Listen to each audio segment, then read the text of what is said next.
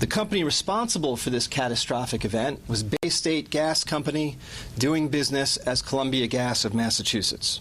Today, following an intensive federal investigation, Columbia Gas is pleading guilty to felony violations of the Federal Pipeline Safety Act. Under the terms of the plea agreement filed in court today, first, Columbia Gas will pay a $53 million fine, which is double the amount of the profits from the pipeline replacement project that Columbia Gas was pursuing and caused the disaster in Lawrence and surrounding towns. This is by far the largest criminal fine ever imposed under the Pipeline Safety Act. Second, Columbia Gas's parent company, NiSource Incorporated, agrees to take steps to sell off Columbia Gas and stop doing business in the state of Massachusetts. Third, NiSource and Columbia Gas will pay to the U.S. government an amount equal to any profits realized from the sale of Columbia Gas to a third party.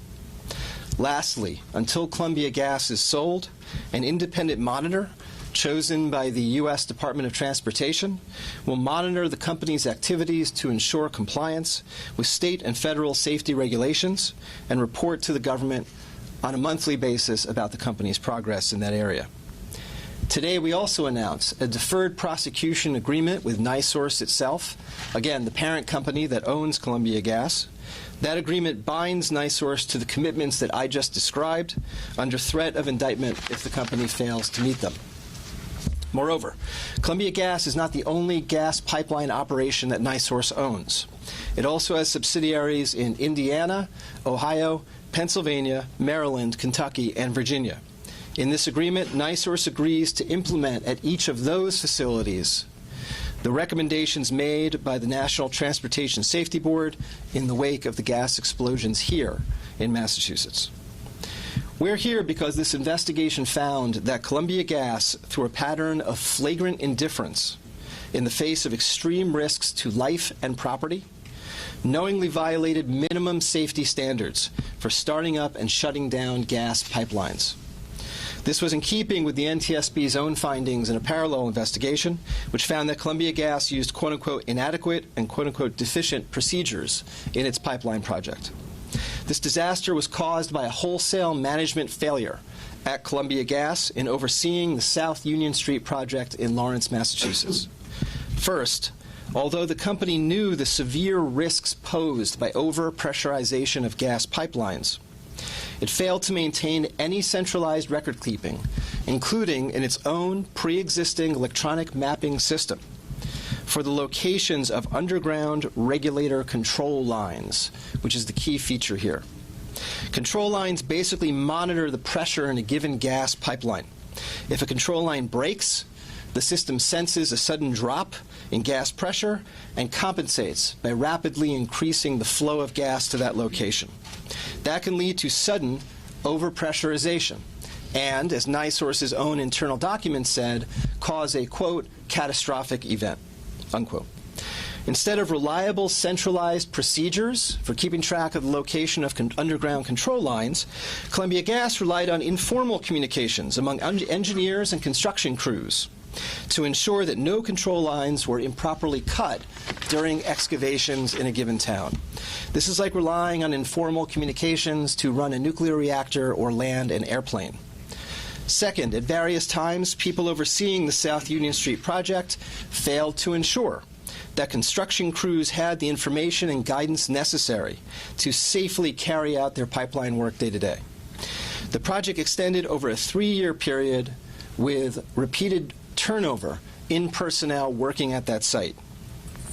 And Columbia Gas repeatedly ignored opportunities to ensure that complete and accurate information about the underground control lines in Lawrence was reliably transferred among personnel working on that site over time.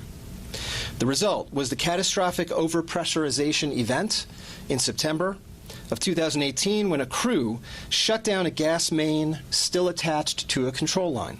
The pressure suddenly dropped. The system rapidly increased gas pressure to compensate, and the explosions occurred. Major utilities like gas companies must themselves ensure the public safety as they deliver services to millions of customers.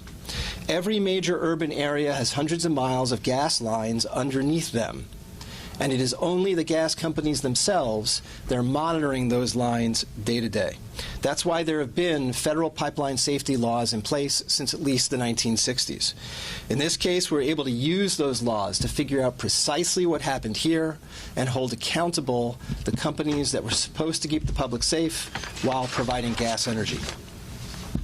With respect to the $53 million penalty imposed on Columbia Gas and any profits from the sale of Columbia Gas, those amounts will be paid as a fine to the federal government to prompt other utilities to better focus on safety concerns and ensure that NiSource and Columbia Gas do not profit from the Lawrence project. Those amounts will be deposited into a federal fund that supports services for federal crime victims. As to individual victims of this event, as many of you know, the company itself set up a claims process following the event and agreed to settle all pending class actions against the company. That settlement includes $143 million for the class of individual plaintiff victims and additional funds for property damage and other costs associated with the events of September 2018. The court hearing to approve the global settlement is on for tomorrow in Superior Court in Essex County, Judge James Lang presiding. Finally, to assist the public, we have established a page on the U.S. Attorney's Office website with Q&A related to the plea in this case to assist victims and gas customers in navigating the settlement details should they want additional information. I'd like to thank the agents and prosecutors who brought this complex case together.